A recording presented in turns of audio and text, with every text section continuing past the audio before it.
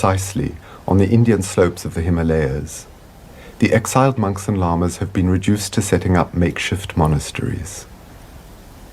For example, Drukpa Thuksey Rinpoche, Guru, that is to say, master of the Red Hat order called Kagyupa, endeavors to educate and provide for a handful of monks without any material resources, who are destined to continue the long lineage of yogis, disciples of the great ascetic Milarepa.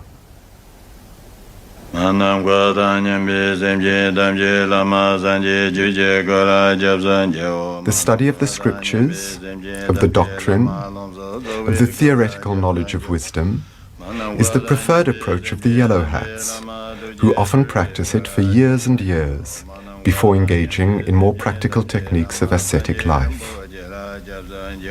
This academic approach to knowledge is not, however, unknown to the red hats. The